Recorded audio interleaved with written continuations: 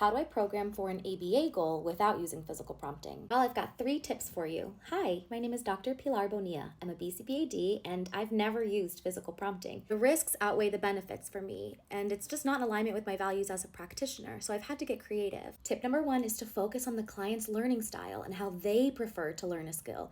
We can always tailor our ABA methods to the client's learning style. Let's say we're working on washing hands and our client is a visual learner. Well, I can use a visual task analysis and I can model. With my little kids, I'll scrub the soap and water in my hands and blow these really big bubbles, and they love watching the visual of the bubbles blowing up and the bubbles popping, and it's a lot of fun. Then the learner's motivated to copy me and scrub their hands, and we have a lot of fun blowing bubbles together without any physical prompting. Which leads me to tip number 2, capitalize on their motivation. I usually get a lot of questions about how to program for imitation without physical prompting, and the advice that I usually give is, well, model something so fascinating, so interesting, the learner gets excited to copy you. If the learner is not attempting to imitate me, then it's my job to keep finding what motivates them. And I never count it against them if the learner has fine or gross motor differences that prevent them from imitating me perfectly. I'm not looking for perfection. I'm looking for the skill of imitation itself. So rather than learning, well, someone's just going to physically prompt me when they want me to do something, the client is instead learning, well, when someone models something of interest to me, I can copy that behavior to meet my own needs. In my experience, when I've seen physical prompting used for imitation programs, the client has a lot of difficulty generalizing the skill outside those specific targets.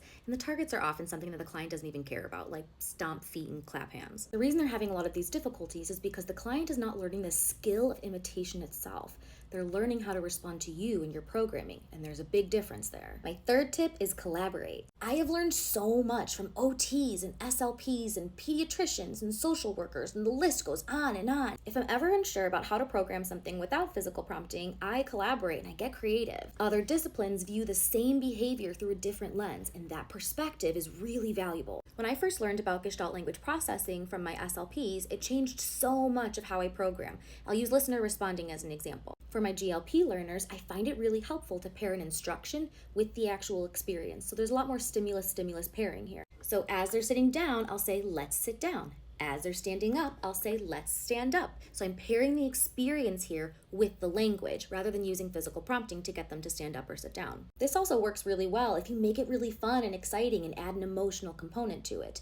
Or for some of my auditory learners, if we add a song to it. Now I'd love to hear from you. What are some creative alternatives that you have used in place of physical prompting? Or do you have a program that uses physical prompting and you would like help finding alternatives? It's okay, it takes a village and you're not alone. Let me know in the comments.